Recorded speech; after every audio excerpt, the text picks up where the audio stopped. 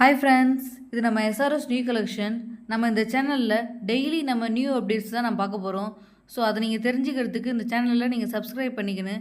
அது மட்டும் இல்லாமல் இன்ஸ்டாகிராமை ஃபாலோ பண்ணிக்கங்க.